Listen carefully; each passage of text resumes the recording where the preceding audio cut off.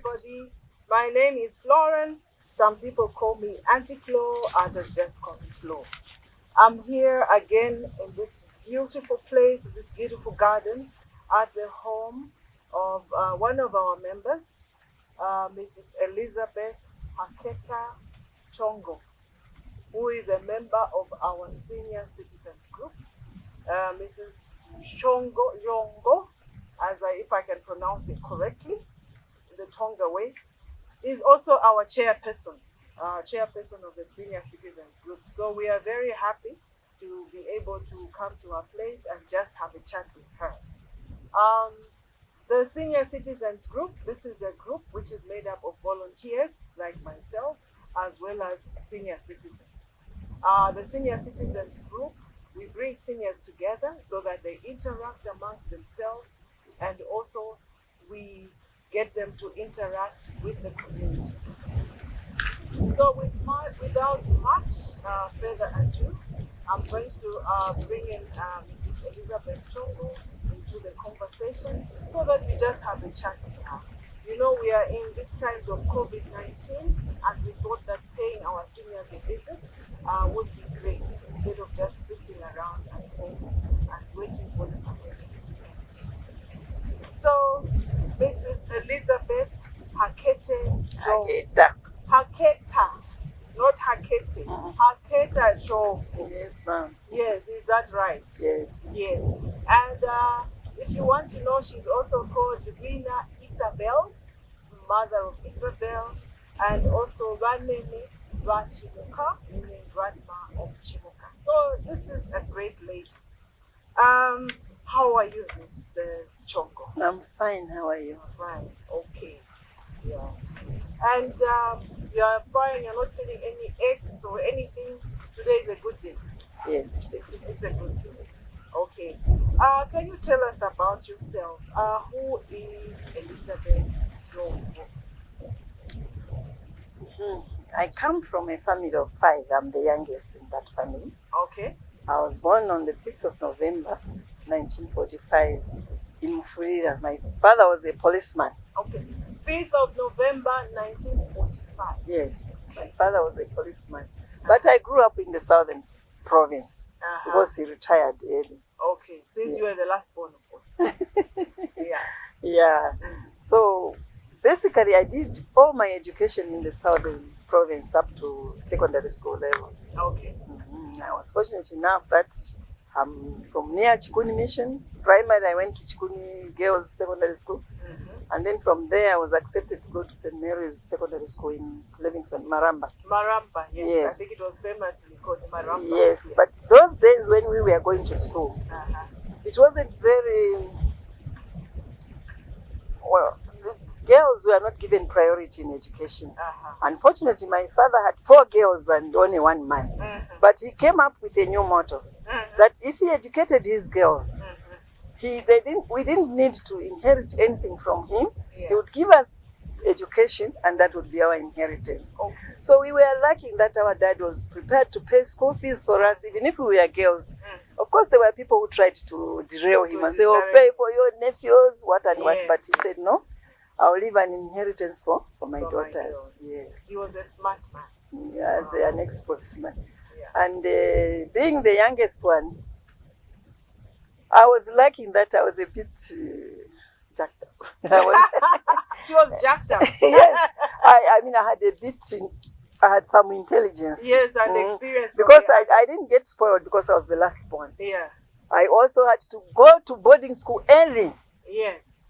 Like the others did. And there was no one, in fact, except for the secondary school, there was no one to look after me in those days of early secondary school. I had to do my own laundry, whatever. Yes. This is jacked up, yeah? Yeah. So anyway, secondary school, St. Mary's Secondary School, there I was with my elder sister. We again completed school the same year. And fortunately for me, I did well. I went to Canisius College after finishing secondary. Yes, to go A-levels. Okay. To go and do A-levels from 6th. Yeah. But fortunately for us, the University of Zambia was started just when we went to Canisius College, and we were already accepted. So what was, anyway, we did stay the years we were supposed to stay, but we were already told that we qualified to go to the University of Zambia. Yes. What year was that? 1968. 1968. Yes. Okay, you qualified to go to the University Yes, of Zambia. Yes. Okay. Qualified. Yeah. Okay, maybe you can also tell us about your family now, if you have any children and so on, some family life. Okay, like I've already said, I come from a family of 5, a brother and 4 sisters. Yes. Some of them are already demised. Okay, they have passed on. Yes, they are passed on. So how many are still alive? 3 sisters, yes. I have a family. I got married in 1972, of which I had 3 children, but the last born died from cancer at an early age. But the other 2 are still. Okay, our grandson is here. You want to say hello to grandma? Say hello. Hi, Christopher. Hi, and then go and wait there with uncle. Yeah, we'll call you. Please go ahead.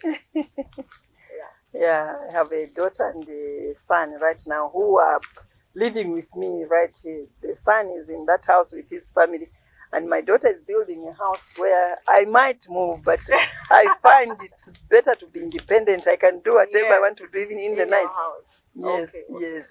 yes. So you're saying that you have a son and a daughter? Yes. Okay, 2 children? Yes. Any grandchildren? Yes, I have 3 grandchildren, boys. Okay, including the boy we saw here? Christopher, yes. Christopher, the youngest. is he the first?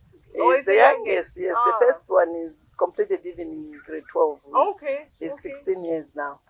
Yes. He's the youngest. He's the youngest. Okay. Yes. Okay. So 3 grandchildren. Mm-hmm. Okay. Very interesting history. No great grandchildren? Not yet. They are still on their way. Yes. Okay. So maybe now you can tell us, you told us a bit about your family when you were born and so forth.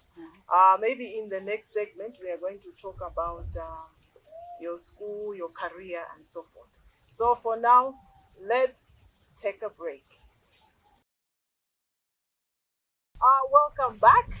We are still with this distinguished, beautiful lady, Mrs. Elizabeth Choongo, who is a member of our senior citizens group.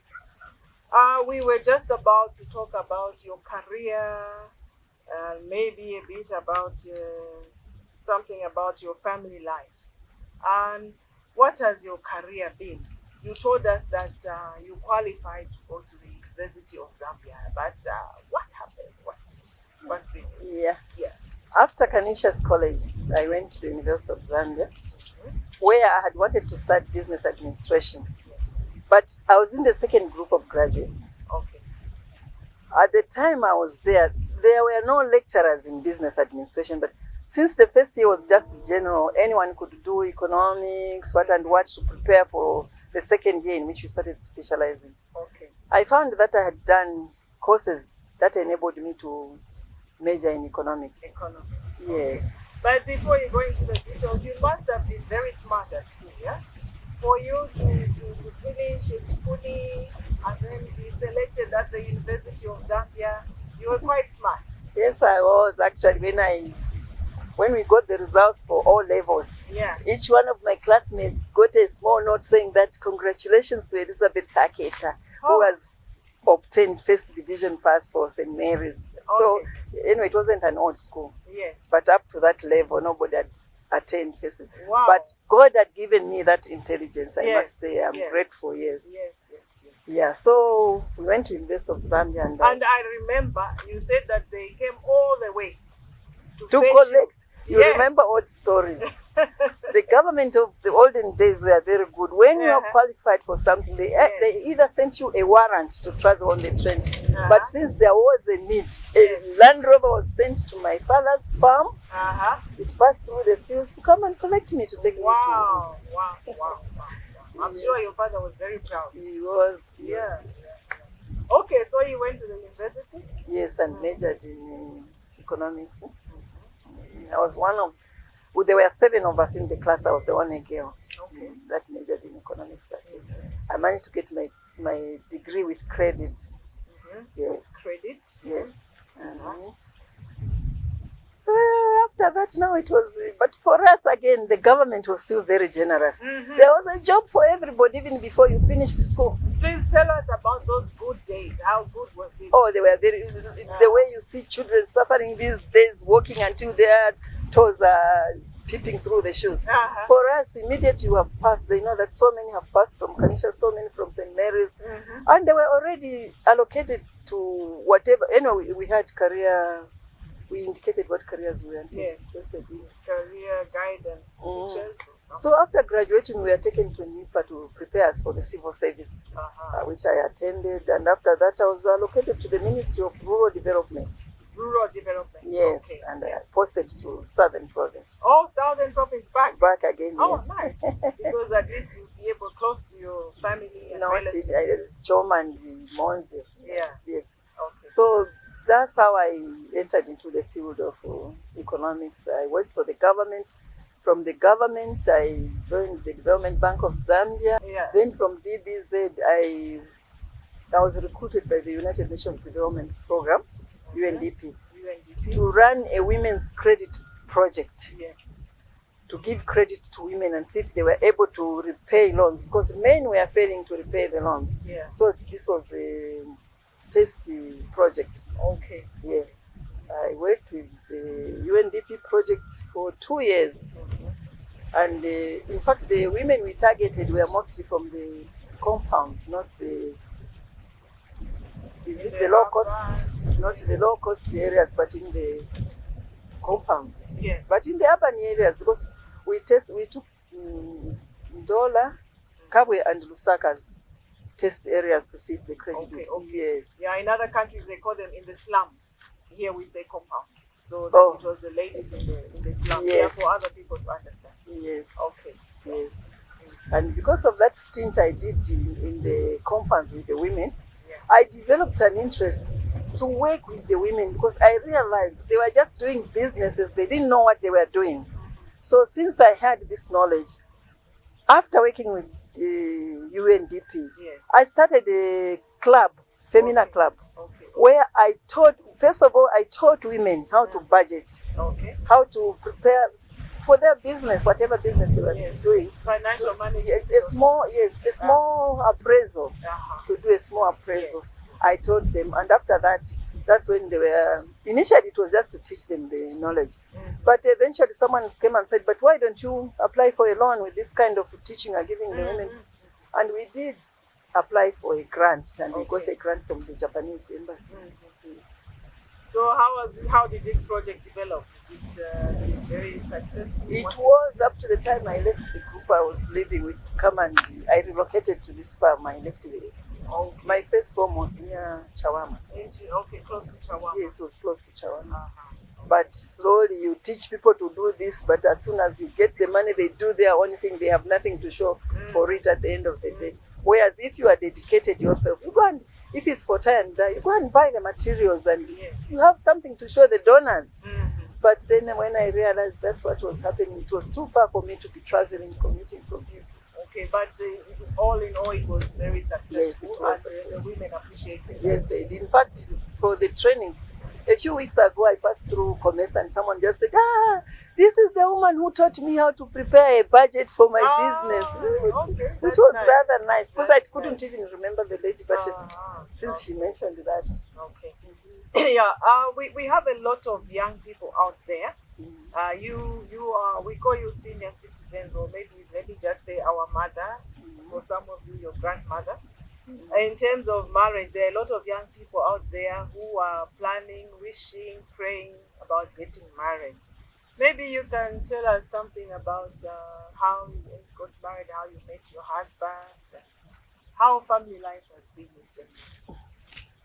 Well, when I was at Kanisha's college, my husband-to-be was also at Kanisha's college. We were in different rooms. But I didn't know I was going to end up married to him. Yes. So after I graduated from the University of Zambia, I was posted to Choma. Yeah. That's how come. I don't know how he knew I was in Choma, but he came and found me in Choma. Okay. Yes, Okay. that's how you met. we started our relationship. which lasted for 2 years before we got married. Okay. Okay, maybe I'll come back to you on advice to the young people in terms of marriage. But before we get into that, we are going to take a break. So we take a break. Is your husband still alive? Or No, he passed on in 2004. 2004. Yes. Okay. And when before we go into that part of it, when were you married?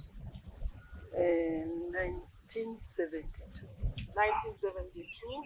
You got married and he passed on in 2004. Yeah. So we know that when you become a widow, it is a difficult time. So how did you manage that stage of your life when you became widowed and you were on your own? How did you manage? For me, I've worked on my own for a long time. Okay. I was self-supporting even at the time my husband passed on. Yes. It's not to say that I'm saying he didn't support me. No, we worked together. But when he passed on, of course, there was the times of loneliness and that kind of thing, yes.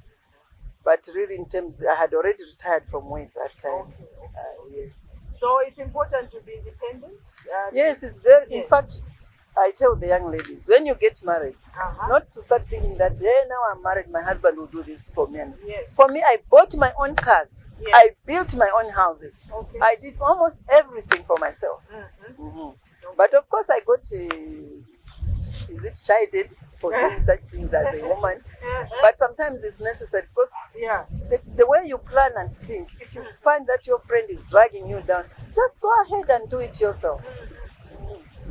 Yeah, so it looks like he was a man who allowed you to be independent. Yes. Because they say each marriage is like its own government. Yes. So he allowed you to be independent and you were able to have your own houses, your own cars and all.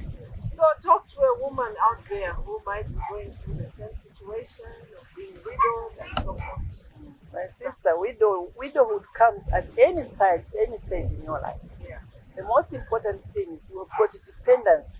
Okay, I've said I've got 3 grandchildren, but I've brought up more than 3 there. Even now, someone might just walk up here and call me Nene.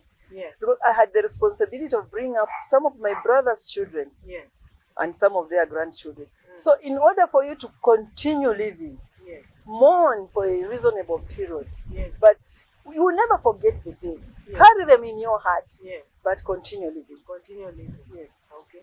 There you have it. There is a time for everything. You should mourn for, if you are widowed, you mourn for a reasonable period and then carry on. And as you live, try to be as independent as possible. Okay, maybe now I'll come to another area of your life. So I didn't ask you about your hobbies.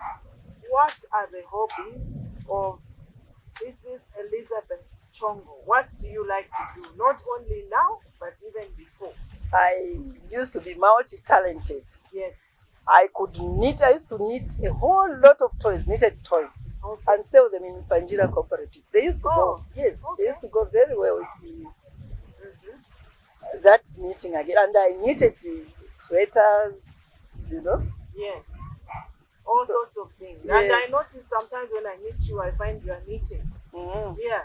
Okay. Even the sweaters I wear sometimes I'm self-made, yes. Okay. At least I'm grateful to God for having given me such that. And again, multi-talented in that agriculture. As you can see, I've got potatoes there, cabbages there, onions there. Okay. I am not lazy to work with my hands. Yes. So you also give us some tips in agriculture. We'll come to that. Fortunately, for my master's degree, I did agriculture economics.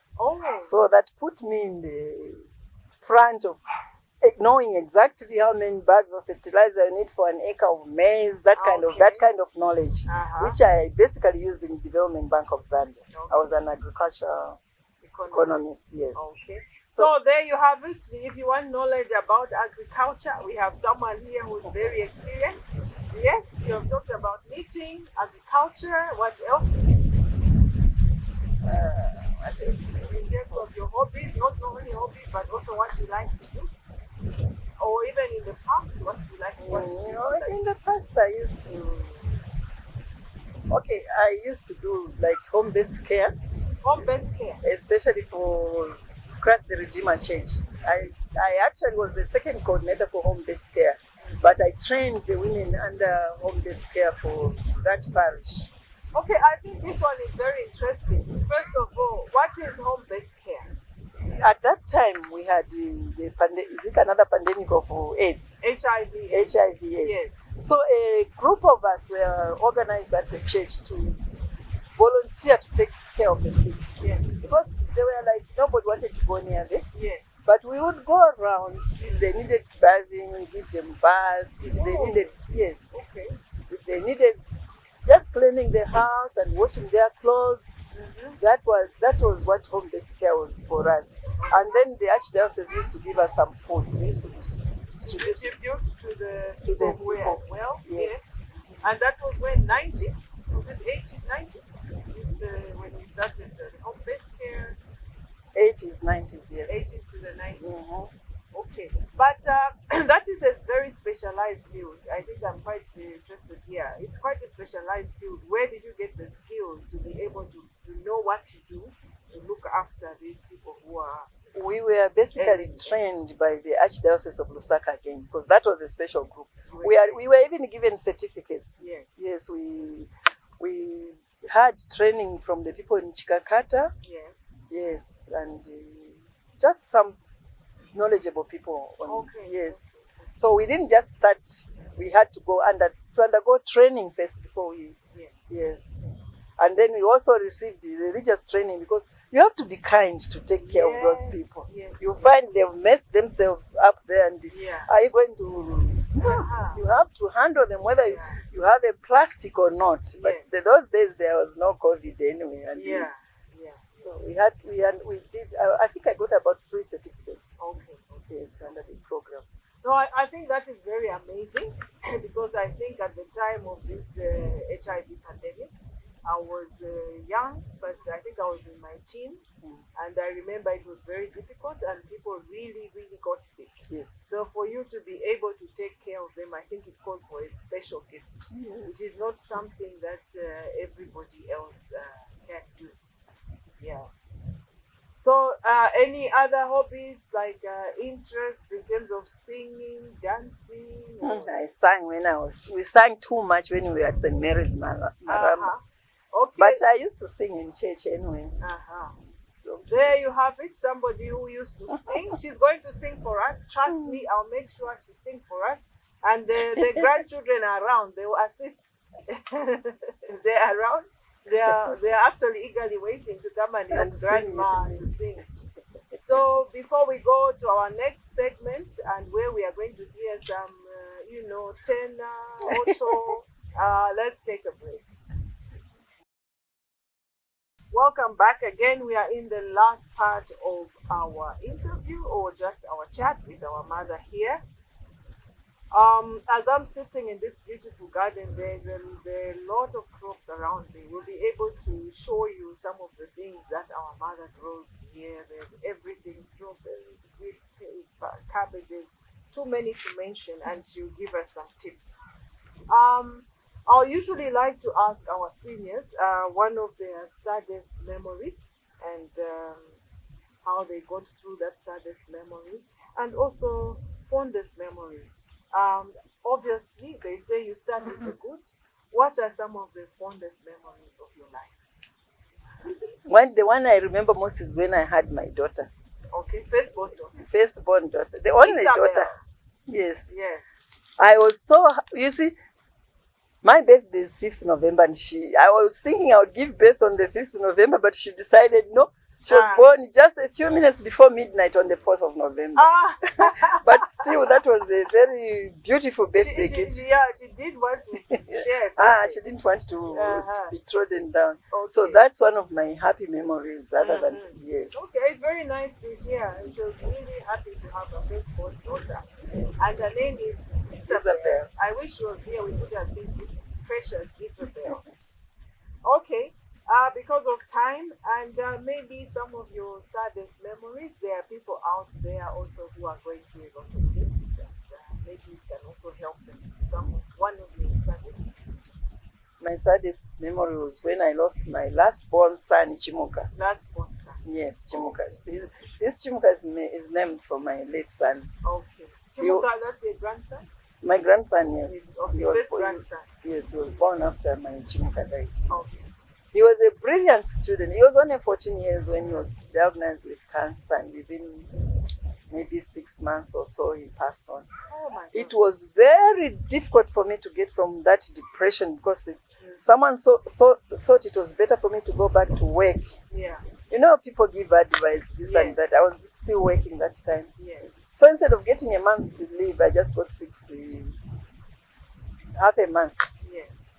And I was almost knocked off by a car in Cairo Road because Oh. of the condition I was in the morning. Mentally I use the expression because I've always said I used to feel like a chicken without feathers, like they had removed all my feathers.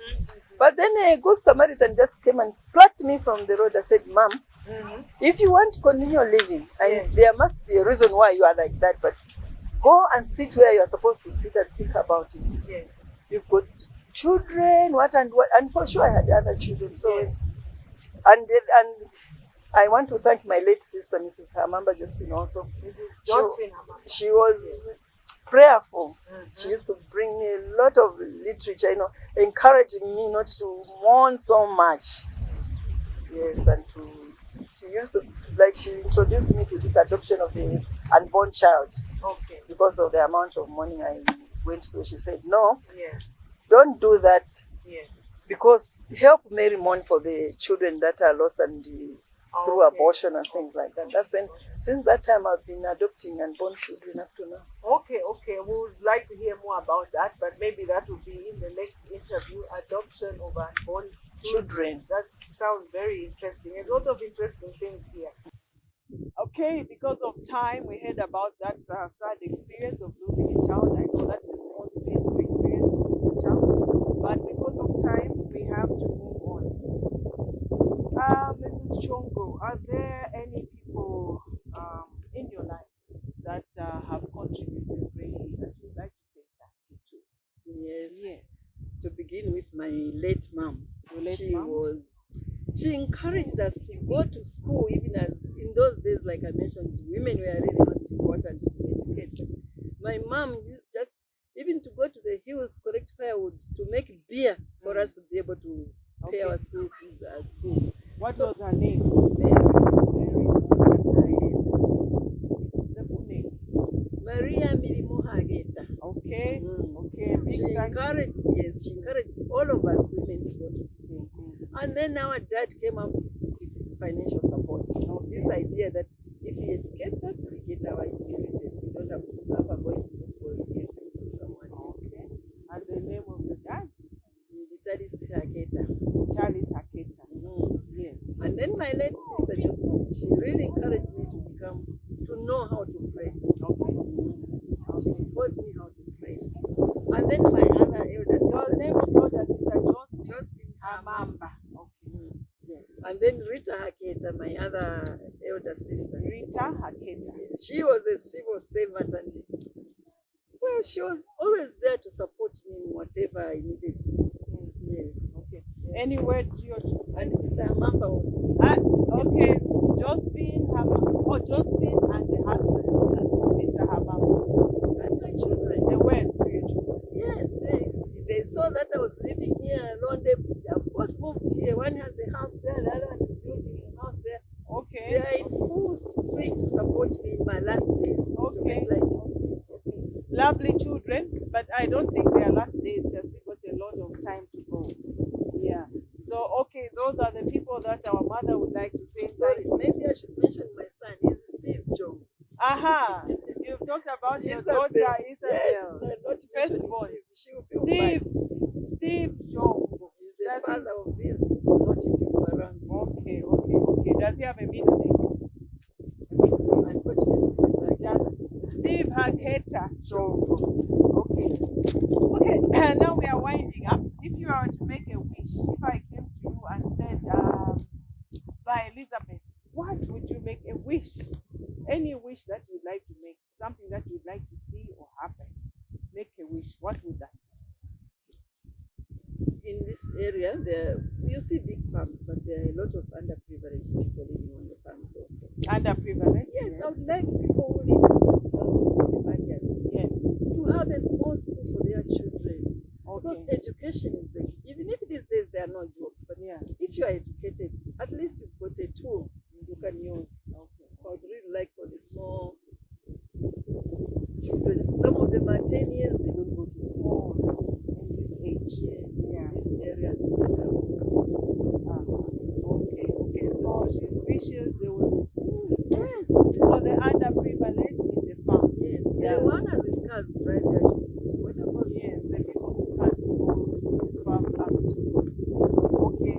On that note, I think we will come to the end of our interview, and we are definitely here. We are going to look at Admire the Farm. I'm sure we'll be able to show you some clips of the farm, and we'll be able to listen to a bit of some merry music from our mother here and her grandchildren. So my name is Florence. Until next time, it is bye. 1, 2, 3. what a friend we have in Jesus. Oh, what griefs and pains to bear. What a privilege to carry everything to God in prayer. Oh, what a we often forfeit. Oh, what needless pain we bear. Oh, because we do not carry everything to God in prayer. 1, 2, 3. A, B, C, D, E, F, G, H, I, J, K, L, M, N, O, P, Q, R, S, T, U, V, W, X, Y, and Z. Now I know my ABC. Next time, won't you sing with me? Yay! And for this bravo.